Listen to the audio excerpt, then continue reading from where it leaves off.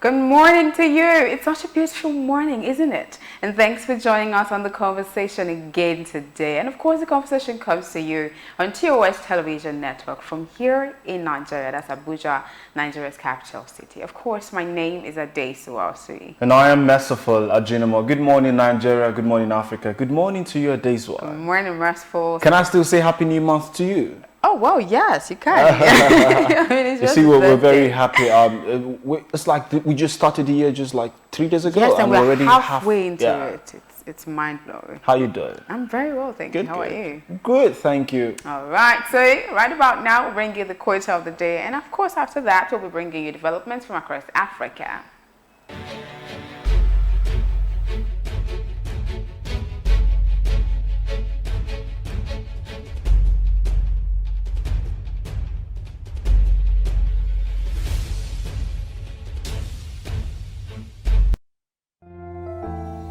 At the first sign of pain, you need a solution that you can trust to provide effective relief and is gentle on the stomach. Try Panadol Caplets for relief from headaches, body aches, and fever. With Panadol's Optizorb formula, the tablet gently breaks down in the stomach, quickly absorbs, and starts providing pain relief in 15 minutes. For fast and effective pain relief that you can trust, try Panadol Caplets. This has been Medifacts for Panadol.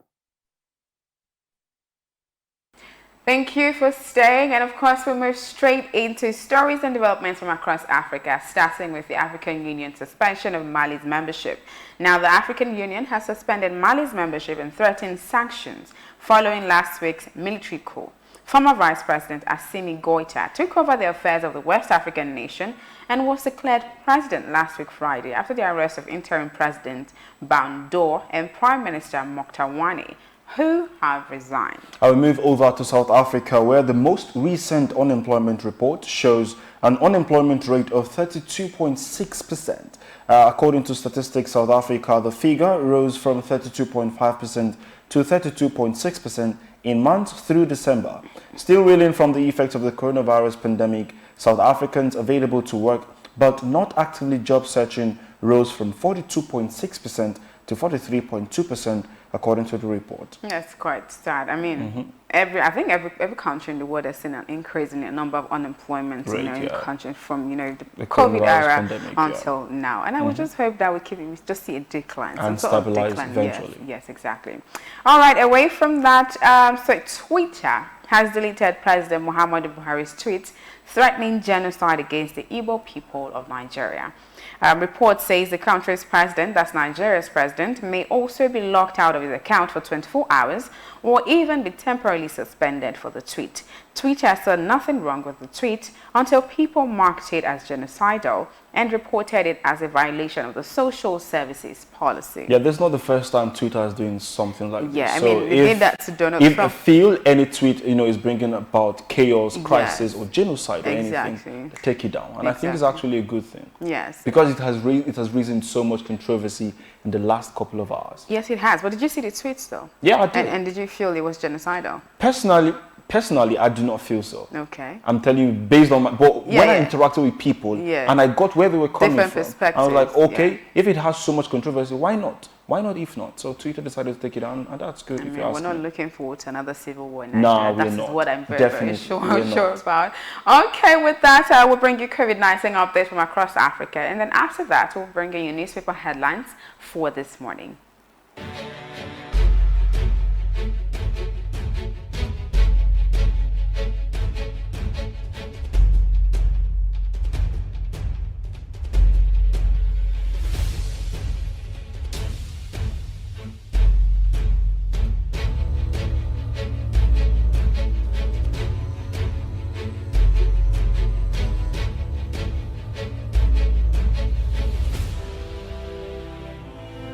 TV network mobile app is now available. You can now catch up on our breaking news, stream our programs live,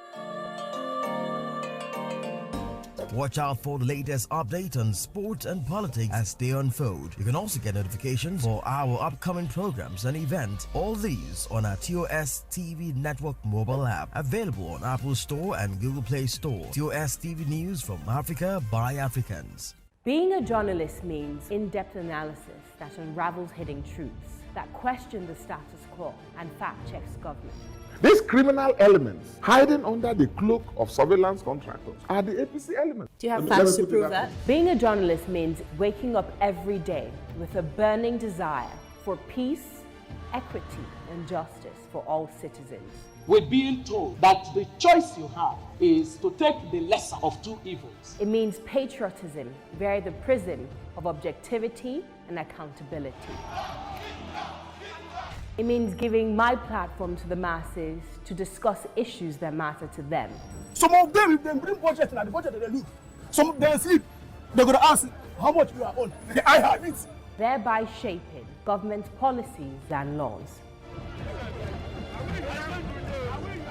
My name is Osasu Igbenegbu, and I am the People's Journalist.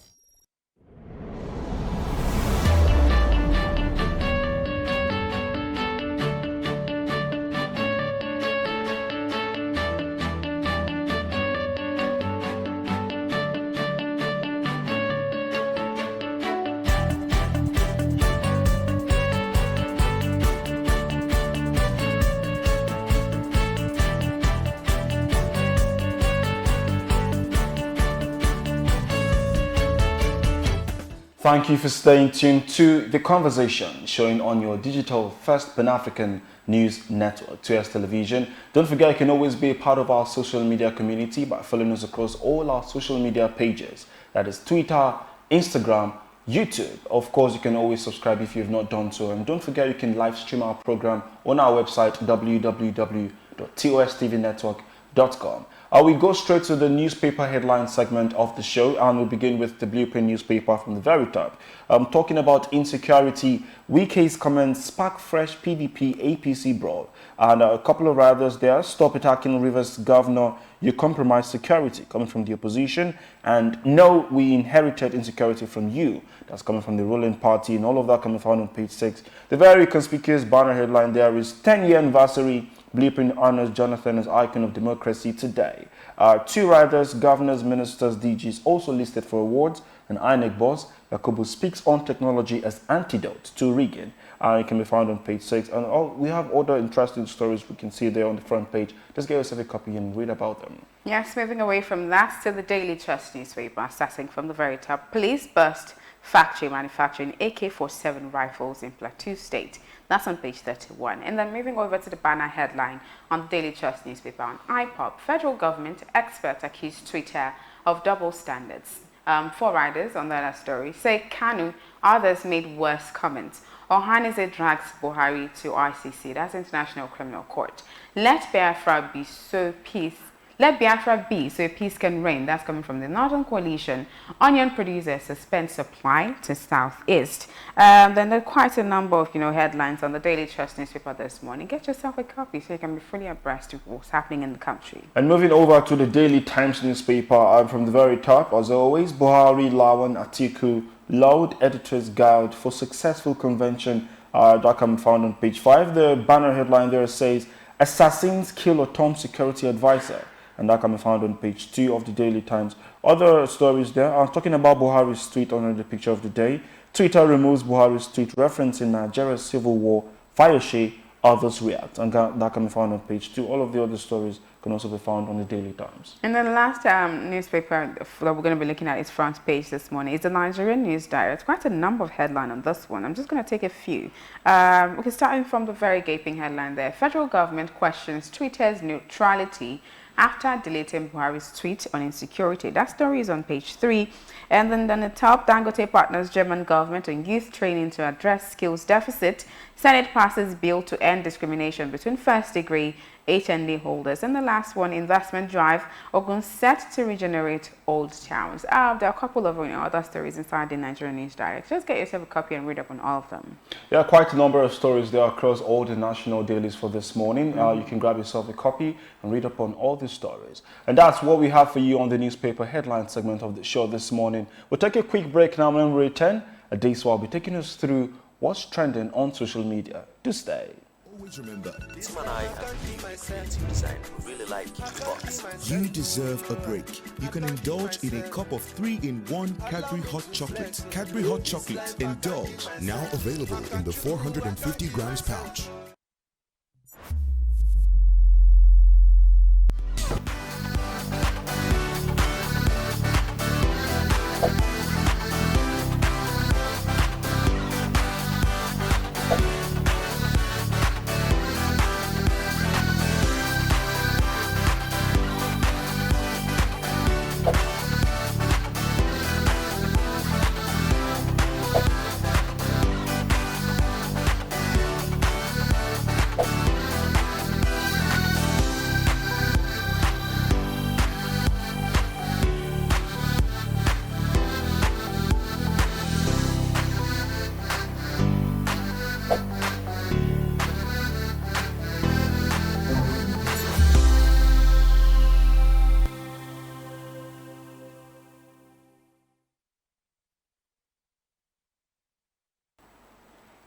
Welcome back. It's still the conversation, and it's about that time where I take you through, social media trend. What has been trending, or what made it to the top of the trend table on social media in the last 24 hours? And guess what has been trending? So the hashtag United African Republic has been trending on social media.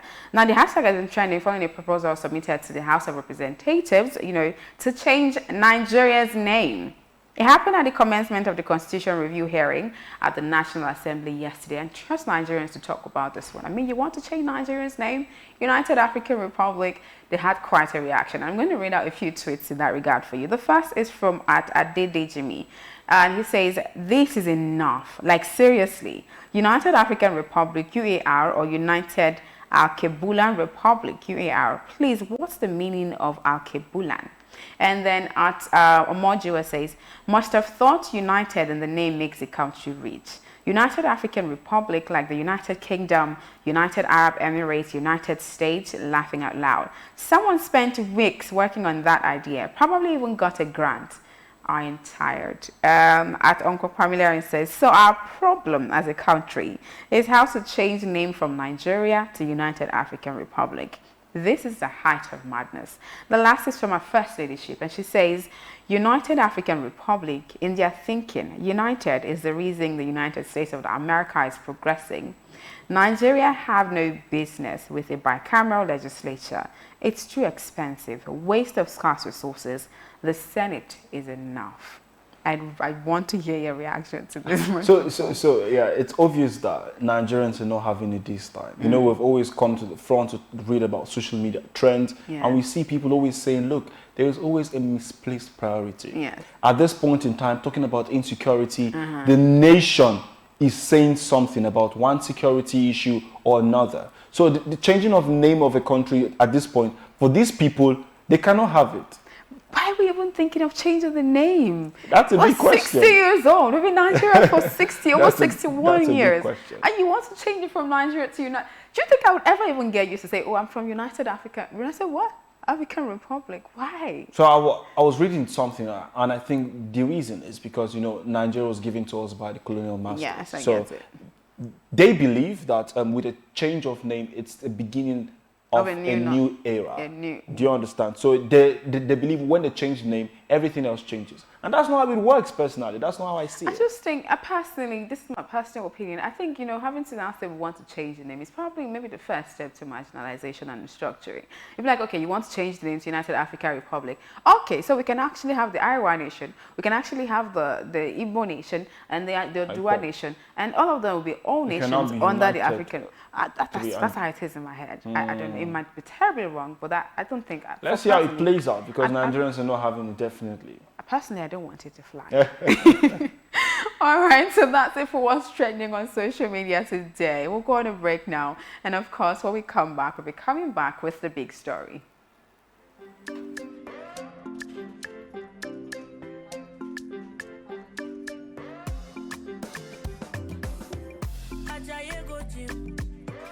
You won't go shake your body. Instead, they make it calm down. Eat the farm, say it's happy. You want to grow 6 packs in a day. I beg you not to pass your power. You want to show yourself, oh.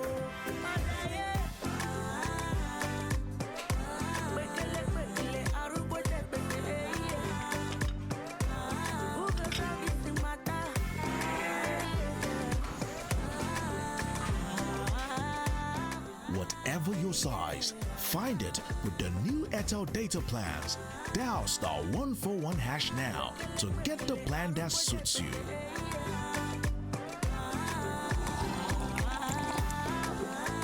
Airtel, the smartphone network.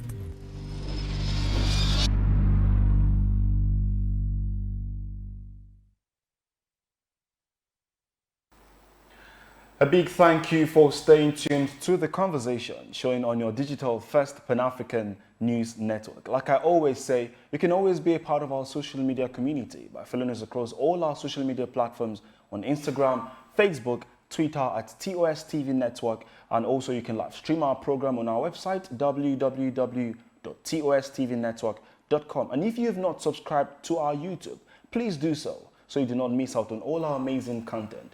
It is the conversation, and this segment is the big story, the crux of the program. And this morning we are talking about insurgency in West Africa, the journey so far. We'll be looking at the effects of insurgency from the humanitarian perspective, with focus on Nigeria and other neighboring West African countries. And this morning we'll be having in our studios Robin Waldo, the Communication Coordinator, International Committee of the Red Cross. You're welcome to the studio. Thank you very much. How are you? Very good. Good. First of all, looking back 10 years ago, what is your assessment of humanitarian activities in Africa? Is it increasing or is it decreasing? Africa is a very large place with 52 countries, so it would be very difficult for me to say it's increasing or decreasing. But what I can say is that we have seen conflicts in a few parts of Africa. South Sudan, lately we've got conflict happening in Ethiopia, also in Mozambique, and in different parts of the continent. So I would not be a very credible person to give you an assessment of an increase or a decrease, because some conflicts are being resolved while others are coming up. So it's a journey we're going through, really. Okay, Yes. so it's been recurring. We keep hearing of conflicts in this area. You did mention Ethiopia, there's Uganda, there's Mali, there's Nigeria. So it's like every African country you mentioned, there's some sort of uprising or conflict in there. Looking at the foregoing, what would you say has been the impact on citizens of the affected countries? In the International Committee of the Red Cross, we are working in nearly all these places where there is conflict, and we can see the impact is very dire. We've got people being displaced, people getting killed, medical facilities are destroyed, and people have no access to health care. So when people are displaced, they are left to their own means. They don't have access to basics like food, water, shelter, medicine, protection. So conflict is always very disruptive to any place where it does happen. It affects not only the people who are living there, but those who have to come in to assist them, because we cannot leave these people on their own. Most of them have nothing to do with what's going on, and they become victims of a situation that just befalls them. So that's really the issue. It's a dire situation. All right, now it's obvious you're in Nigeria. How would you rate the intervention of the ICRC in Nigeria as a country as at now? ICRC has been in Nigeria since the 1980s, but we have been operating here even during the Biafra conflict, 67 to 1970. So we are not new to the context, but of course the context has changed. This country has evolved over the past decade since its independence. In the past 10 years, we have seen the conflict in the northeast escalate, so to speak, with the armed fighting between government forces and other armed groups. And this, of course, has serious humanitarian implications. I talked about displacement.